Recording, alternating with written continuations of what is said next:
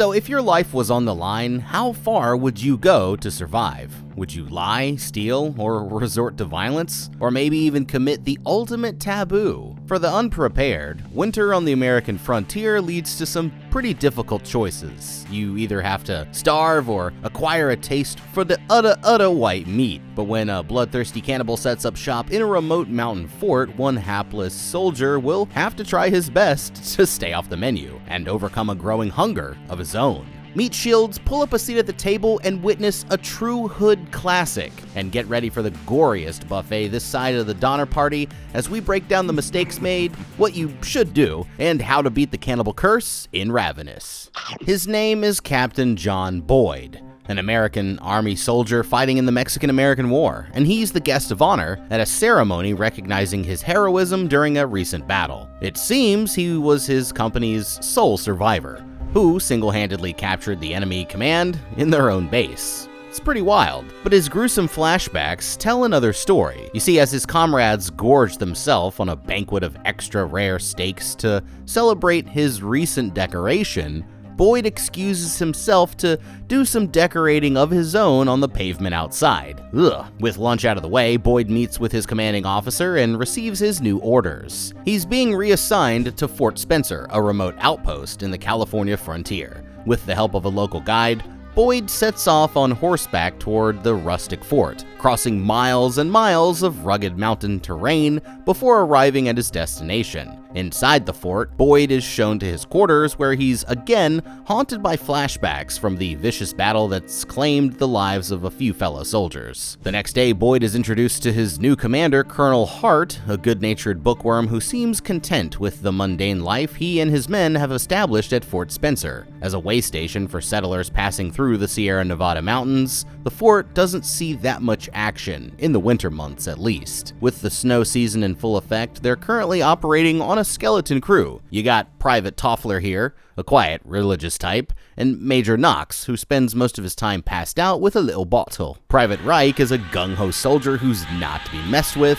Then there's Martha, the guide who led Boyd to the fort, and her brother George, who are both native locals. Last, there's Private Cleves, a scatterbrained black sheep with a fondness for hitting the peace pipe. So, you already know I'm bunking with Cleves. With the introductions out of the way, Hart and Boyd join the rest of the gang for dinner. But Boyd really doesn't have that much of an appetite and soon wanders outside to continue his troubling flashbacks. Here, he recalls the horrible truth of what really happened during the battle. It turns out that he's no hero. As his comrades fought and died, Boyd simply laid down and pretended to be dead. Then he was loaded onto a cart under a pile of his deceased company mates and taken behind enemy lines, where he remained until his commanding officer's blood began trickling onto his mouth. Basically out of nowhere, Boyd was filled with a sudden rush of energy. I mean, he even pulled himself out from beneath the pile of corpses and took the enemy by surprise, capturing their commanders with little resistance. Alright, Captain Boyd has landed himself in a real mess, hasn't he? His conduct on the battlefield was nothing short of career suicide, and the general has stashed him at Fort Spencer to keep him from causing any more trouble. Still, as far as the official record is concerned, he's a decorated war hero who single-handedly captured an enemy outpost, even if that's just a convenient cover story to help the army save face. So, is there anything Boyd could have done to bring reality closer to fiction and avoided wasting his future at this dead-end fort? Well, for starters, he wouldn't be in this position in the first place if the battle had turned out differently.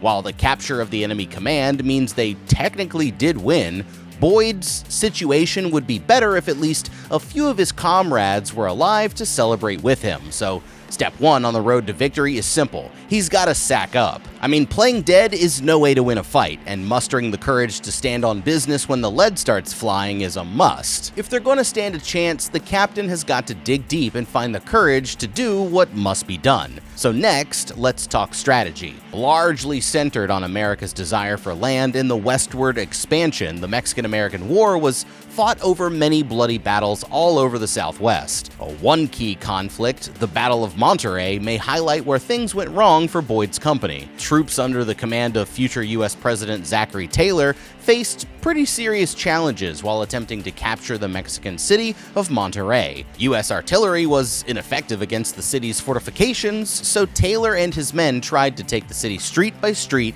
suffering massive casualties in the process. The American forces were unaccustomed to urban warfare, making them easy targets for Mexican defenders, hiding in the safety of the city's structures. And I'm just giving you raw facts here, people. So, with the bodies piling up, Taylor changed his plan. His men began moving house to house, literally bursting through walls and engaging the enemy in close quarters combat, while eliminating the advantage of cover. The new strategy did work, and the Mexican troops were forced out into the city's central plaza where they surrendered. Much like Taylor's men, Boyd's company was attacked while traveling in the open, exposing them to gunfire from all directions. Instead, they should have worked from cover, taking away the enemy forces' advantages and forcing them to fight in close quarters, where the American troops' superior weaponry could have provided an edge. But alas, some battles just aren't meant to be won, even if Boyd and his men could gain the upper hand. There's just no guarantee that they would have fared any better, so assuming playing possum was really his only chance for survival, is there anything else he could have done to escape exile at the most mind-numbing fort on the frontier? Well, he could simply lie about what really happened. When the general asks how he managed to capture the enemy command post, Boyd freely admits that he froze under pressure and played dead until he was loaded onto a wagon full of bodies, eventually climbing free once inside the enemy base. You know the best thing about being the sole survivor? There's no one left to contradict your story. Instead, why not tell them he was knocked out during the fight and mistaken for dead? That way, he's the conquering hero who overcame the odds to secure victory, instead of a miserable coward who's doomed to run out the clock in this fort full of misfits. After dinner, Hart sends Martha and Cleves on an errand to fetch some supplies for the fort. Later that night, the commanding officer invites Boyd to knock back a few glasses of whiskey from Major Knox's stash. As they're commiserating, Boyd is startled by the sudden appearance of a figure outside the window. The soldiers rush outside to investigate, finding a haggard-looking man collapsed in the snow. The mystery man is dressed in rags and seems to be on death's door from starvation and exposure to the cold. They quickly get to work, reviving him with a warm bath and a spot by the fire. The following morning, the man awakes and regales the company with his tale of misfortune. He says his name is Calhoun, one of a party of 6 would-be settlers who set out across the frontier the previous April. Among his group were Mr. and Mrs. McCready, along with 2 other men and their guide, an ex-military man named Colonel Ives. Now, Ives claimed to know a new, shorter route through the Nevadas, a plan that would end in disaster for the travelers. The new route, of course, was a bust, and the group was stranded in the mountains as winter set in. As they sheltered in a cave waiting for the snow to stop, they had no choice but to eat the oxen and the horses. When the livestock supply gave out, they were faced with a grisly choice. Once a member of the party finally starved to death, the others did what they had to do to survive. Unfortunately, their disturbing new entree didn't last long with so many hungry mouths to feed. From here, things quickly got out of hand, and the members of the party had acquired a new appetite that was even stronger than before. Ives went mad and began killing his companions to feed his savage hunger. Eventually, only Ives, Mrs. McCready, and Calhoun remained. Seeing that his days were numbered, Calhoun fled into the wilderness, leaving Mrs. McCready to fend for herself with the bloodthirsty Ives. Upon hearing this, Hart rallies his troops for an emergency rescue mission to save the woman from the bloodthirsty cannibal, if it's not already too late. But before they can even leave, George emerges with a dire warning. Some native tribes believe that when a man eats the flesh of another man, he steals his strength. The hunger for man meat soon becomes insatiable, and the unlucky diner is cursed to walk the earth as a cannibalistic monster known as a Wendigo. In spite of all this, Hart and his men gather their supplies and prepare to head into the mountains, leaving the drunkard Knox to keep watch over the fort in their absence. Now, to their surprise, Calhoun has regained his strength and insists on leading them to the cave where the crazed man-eater awaits.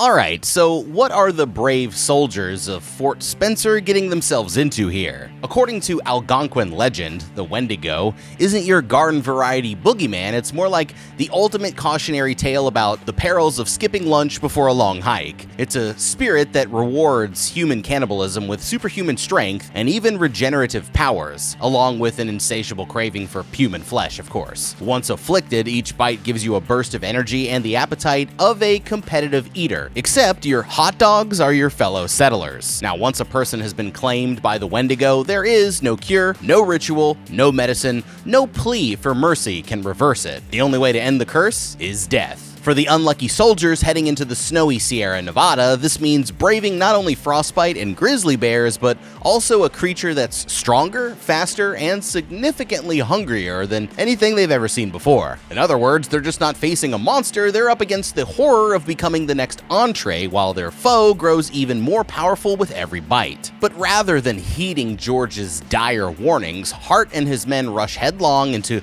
unknown danger to save a woman who might already be dead, if she even exists in the first place. In reality, George's words deserved far more attention than the soldiers gave them. He draws on the local legend, not as a campfire scare, but as serious caution. I mean, the spirit of the Wendigo thrives on human desperation, transforming anyone who consumes human flesh into something stronger, faster, and eternally hungry. Dismissing his words as mere folklore left the group blind to the danger that could await them. Perhaps a man who knows the land might also know its darker truths. Instead of taking the proper precautions, their skepticism could lead them directly into a nightmare. And speaking of stories that are worth a second look, Colonel Hart and his men had every reason to give Calhoun's tragic tale the side eye before dashing off into the mountains like an overeager Boy Scout. This guy arrives at the fort in a state of obvious distress, filthy and half frozen, but his story of a stranded party resorting to cannibalism and a lone woman left behind offers few concrete details and even less evidence. I mean, his survival under such harsh conditions is suspicious in itself, especially given that no other members of his group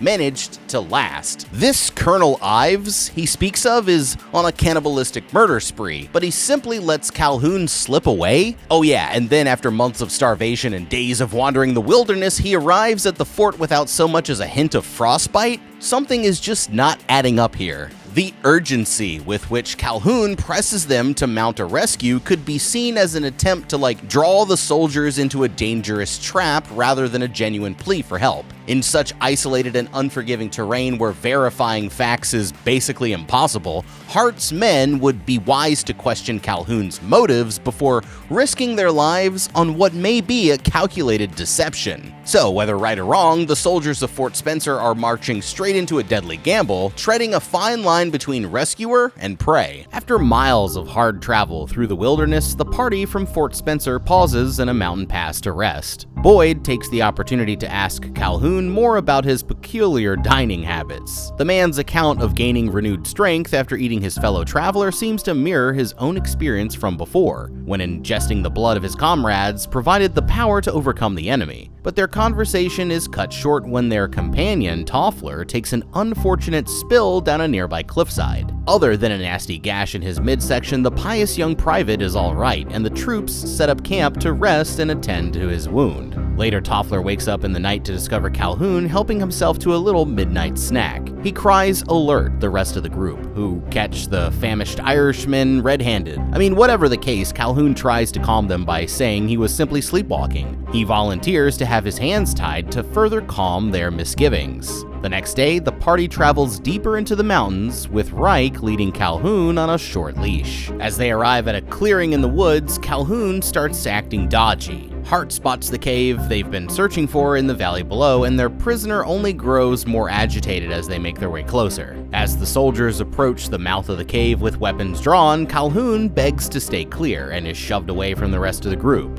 Hart calls into the cave, but there's no answer, and he nominates Reich and Boyd to go inside and investigate the Equipped with only lanterns, the two men descend into darkness as the rest of the company stands guard outside. There's no sign of any crazed cannibals or damsels in distress, but they do stumble upon a narrow passage that leads to a deeper recess within the cave. Grabbing hold of a nearby rope, Reich drops down the hole to investigate. Back outside, Calhoun is freaking losing it, dude. Reich isn't faring much better down in the hidey hole. Not only is there no one left to save, but the soldiers might have marched themselves straight onto the menu.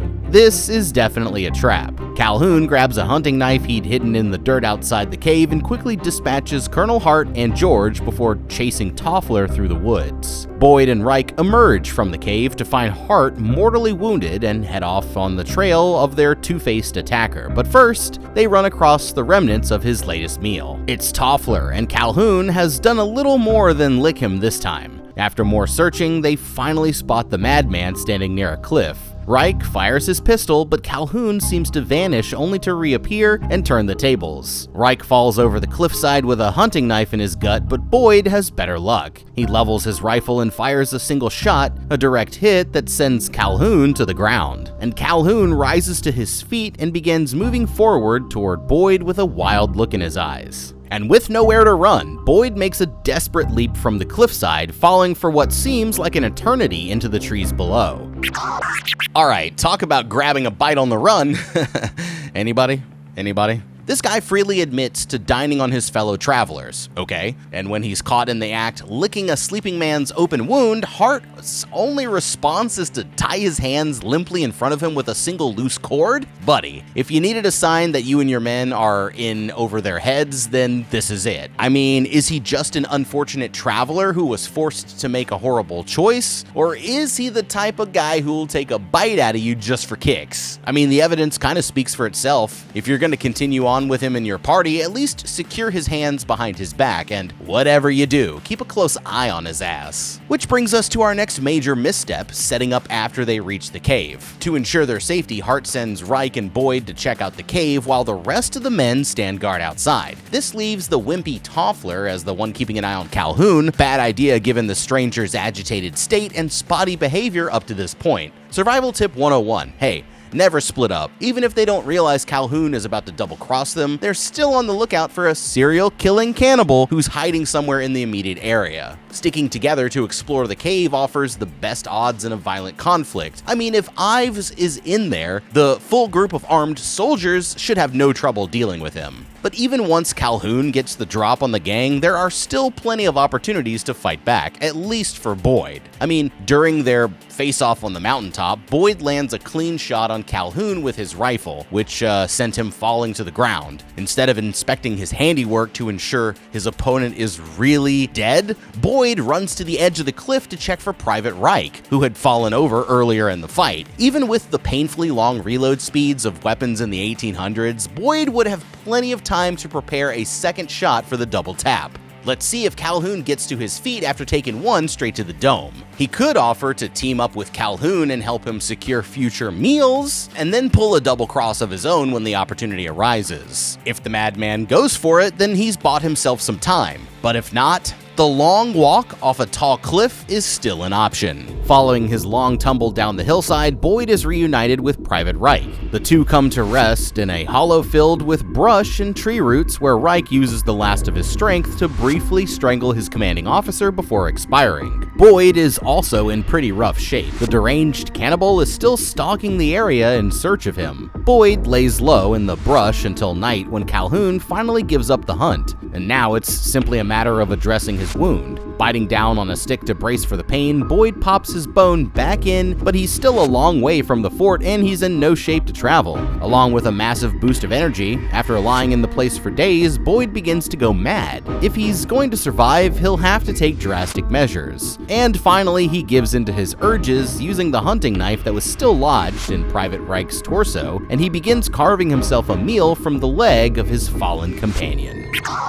Alright, let's discuss the order of operations here. Boyd clearly doesn't want to give in to his newfound urges, but when the stakes are life and death, this is no time to be a picky eater. By now, he should know what he's dealing with in regards to the powers of the Wendigo's curse, and he just watched Calhoun shake off a point-blank shot from a rifle like it was nothing. So let's not be squeamish here, people. Once Private Reich has passed, it's time to dig in. Powered by a belly full of his most gung-ho comrade, Boyd should have all the strength he needs to heal from his fall and go on the offensive against Calhoun. And the best part, Calhoun is now unarmed, while Boyd has acquired his badass hunting knife. With these clear advantages, he could simply hide from his adversary in the cover of the brush and wait to pounce on him when he comes looking for him. After all, it's not like Calhoun is gonna let a meal go to waste. He'll almost certainly be heading back to the cave to set the table, but if Boyd can beat him there, then he can get his hands on the weapons left behind by his fallen champions to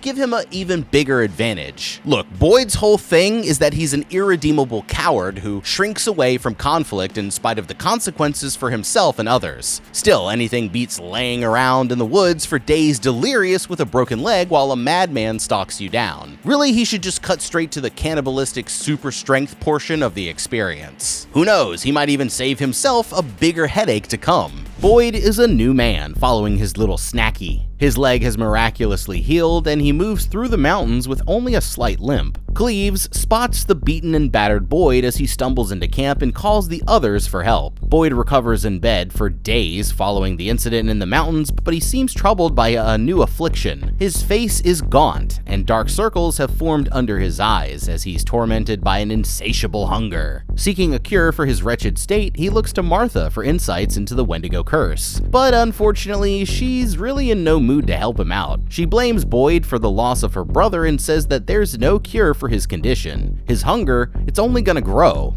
Death is the only escape. Meanwhile, a party of senior army leadership arrives at the fort to take account of the recent losses. Boyd tells the commanding officer, General Slauson, about Calhoun's treachery, but they don't believe his story. Apparently, the cave and surrounding areas have already been searched, revealing no sign of the missing troops or any cannibalistic activity. Slauson encourages Boyd to change his account on the official record to provide some explanation for the 4 missing men, and Boyd sticks to his story, but their disagreement is interrupted by the introduction of the fort's new colonel. Boyd is pretty shocked to see Calhoun, who is now going by the moniker Colonel Ives. He collapses on the floor in terror, explaining that this is the man responsible for the murder of his companions. Unfortunately, Knox is the only one there who can corroborate his story, and he was blind, stinking drunk during Calhoun's initial visit. Knox points out that Boyd claims to have shot Calhoun during their encounter, and if Colonel Ives is the same man, he should be sporting a pretty nasty wound. So Ives agrees to be inspected and shows no damage of any kind, putting Boyd's allegations to rest once and for all. The general and his staff depart from the fort, leaving Ives in command of the depleted company. But still tormented by a hunger for human flesh, Boyd watches Ives with a dagger at the ready as the group spends an evening by the fire. As the others make their way to bed, Boyd confronts his new commanding officer in the courtyard. Ives then quickly drops the charade, giving Boyd a hard time for not finishing his meal back in the mountains. Ives Calhoun, whoever he is, then gets into his real backstory. Not long ago, he suffered from tuberculosis, and he was pretty close to death too, traveling to a hospital in the west to meet his fate when he encountered an Indian scout who told him a curious story. According to a legend, a man who eats the flesh of another steals his strength, absorbing the other's spirit and vitality. Boyd put his notion to the test by eating the scout, and discovered that his strength had indeed returned. He then went on to consume the other 5 members of his wagon party, completely curing him of tuberculosis. Ives encourages Boyd to give in to his hunger, but the captain refuses on moral grounds, tackling the cannibal to the ground with the dagger at his throat.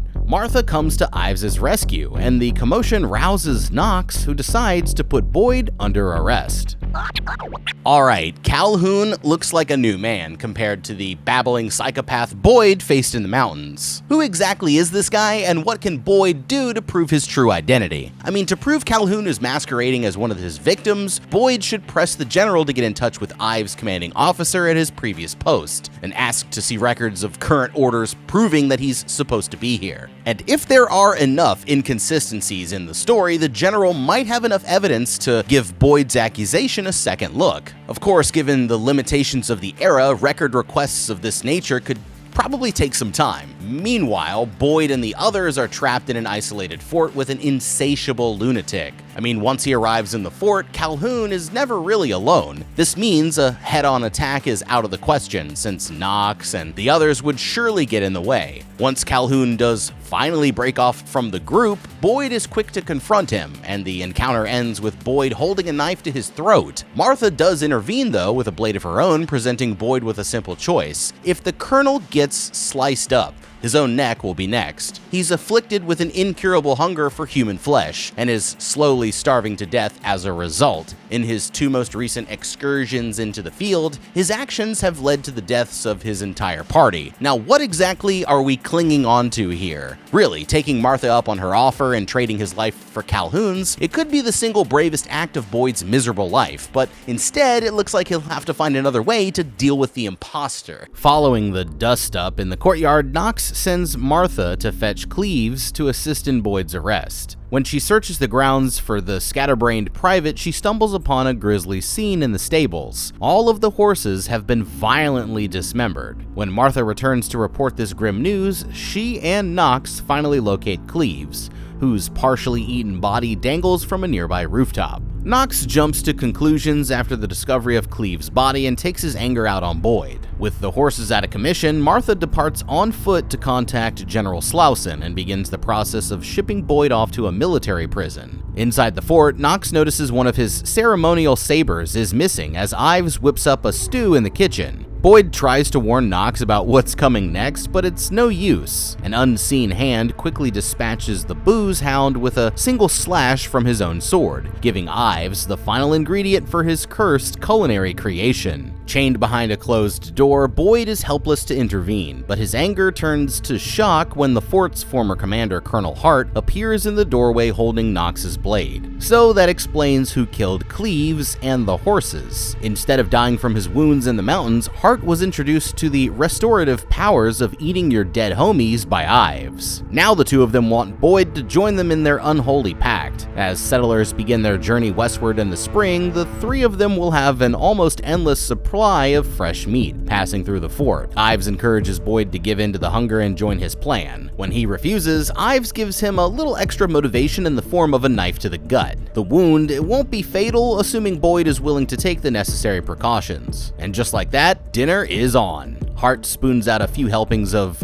stew a la Major Knox to set Boyd right. At first he resists, but as the blood pours from his wound, he finally joins in on the ghoulish meal. With his strength restored, Boyd begins planning his next move. Martha will soon return with General Slauson, and Ives is busy preparing for their arrival. Hart shows up in Boyd's room with a fresh bowl of man stew and agrees to let the captain join him for some fresh air outside of his cell. In his old study, Boyd engages Hart in a battle of wits on the nature of truth and morality. Having devoted his life to the study of philosophy, the colonel realizes he's become everything that he once hated, a mindless killer who feeds on others to survive. Freeing Boyd from his chains, he pleads for a quick death, and Boyd obliges. You know what they say, right? If you can't beat them, just eat a big bowl of chopped up human remains. Yeah, Boyd is back in fighting shape after a heaping helping of Ives' special stew. But we all know he's not about to ride with the plan to turn the fort into a seasonal meat market though. With his strength restored and having built a tentative trust over their shared meal, what can he do to stop Ives once and for all? There's something to be said for strength in numbers, and that goes double if your ally is a jacked up superhuman cannibal. Colonel Hart obviously has the juice from following Ives' protein-packed meal plan. He now has the strength to crush walnuts into dust with his bare hands, not to mention slaughtering a stable of horses and hanging Cleves from the rafters. If Hart really wants to make up for his misdeeds, then Boyd shouldn't let him off the hook so easily by simply ending his life. Convince Hart to team up first, and then they could take on Ives as a team. Yeah, now that everyone's on the same page with the whole cannibalism thing, Ives' guard will definitely be down.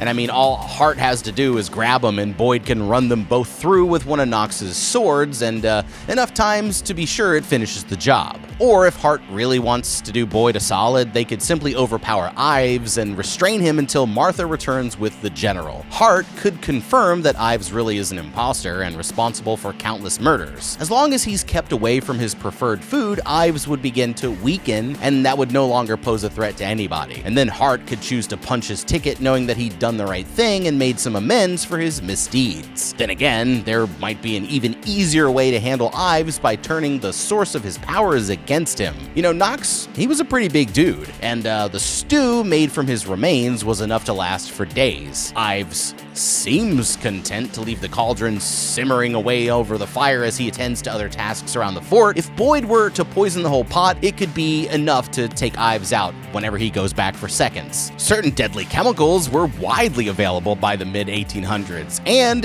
they were commonly used as remedies for pests. As a well-stocked outpost with a supply of grain and animal feed to to protect through the harsh winter, it's reasonable to think that the fort might have some of this shit on hand. It's also completely odorless and flavorless, meaning Ives could ingest a deadly amount before he ever knew what hit him. Alas, with Colonel Hart out of commission and no other help in sight, Boyd will have to think on the fly if he wants to get the best of his gluttonous foe. Ives happens upon Colonel Hart's final bloody moments and stalks through the halls of the fort to confront Boyd. He finds him in the Great Hall, where the captain has acquired Knox's other saber. After a brief scuttle, Ives disappears outside. Boyd searches for his opponent in the outbuildings, but there's no sign of the psychotic colonel. That is, until he hears the sound of a bell ringing in the courtyard. It seems that Ives is toying with him, but Boyd just might have some tricks of his own. After searching the stables, Boyd finally locates Ives when the madman crashes through the ceiling of the workshop. After bludgeoning Boyd with a piece of timber, he draws a dagger to deal a deadly final blow. But Boyd turns the tables at the last moment with a well-timed thrust of a pitchfork. Ives staggers backward as Boyd attempts a second attack, which Ives evades as he sinks his knife blade into the captain's stomach. From here, it's a real hack and bludgeoned free-for-all with a variety of improvised weapons, each man trading lethal strikes. Nothing a little stew can't fix. With Ives' dagger still protruding from his back, Boyd retreats to the stable as the workshop's overhang collapses, trapping Ives beneath a pile of boards and rubble. Ives then shakes off the debris and follows Boyd into the stable. He seizes upon the captain, who sits collapsed on the floor, lifting him to his feet and wrenching the dagger from his back. With the last of his strength, Boyd grabs hold of Ives and pushes him backward. The two fall into the waiting jaws of a bear trap that Boyd has hidden just for this occasion. Sandwiched together with the teeth of the trap digging into their flesh, Ives proposes one final grim bargain. If Boyd should die first, he vows to eat him and regain his strength. The question is, if Ives is the first to die, is Boyd gonna do the same thing? Eat or die, the choice is his.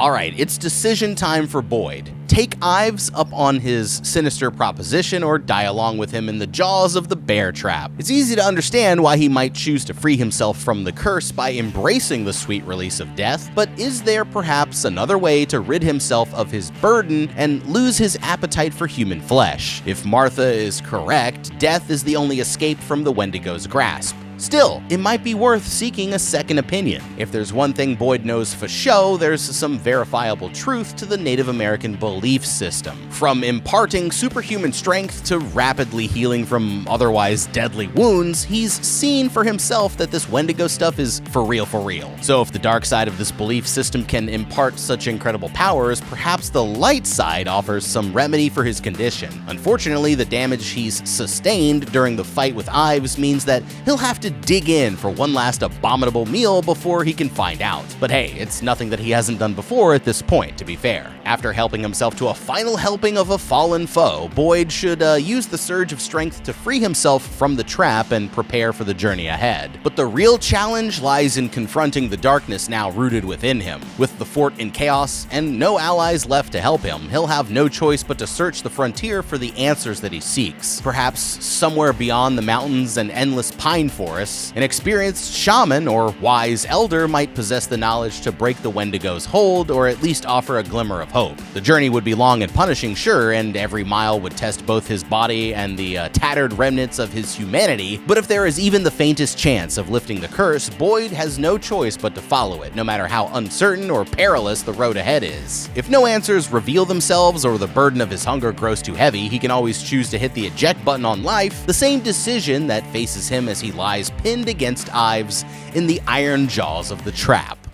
As Boyd and Ives await their fate, Martha and General Slauson arrive at the fort and begin looking around for the remaining occupants. While they search, Slauson is drawn to the smell of a kettle of stew, still warming over the fire where Ives left it. Famished from his journey, he helps himself to a ladleful of the tasty-looking substance bubbling away on the hearth. Back in the stable, Ives finally succumbs to his wounds. Martha stumbles on the scene as Boyd begins to fade away, choosing to die an honorable death rather than continuing the Wendigo curse. Having had enough of this fort and its messed up man-eating crew, Martha walks off into the frontier, leaving General Slauson alone to put the pieces together for himself, and perhaps grapple with a newfound appetite. Ravenous, 1999. Yeah, a cult classic to be sure. You guys have to let me know if you had seen this one before. It was kind of a deep cut, but a cannibal movie is a cannibal movie. And for all you fans out there, I hope we did the movie justice. But you also have to let me know if you guys would have done anything differently in today's video. Thank you so much for watching. Leave a like and subscribe. Check out that How to Beat playlist for more videos just like this one. I'm the guy. We'll see you in the next video and have a damn good day.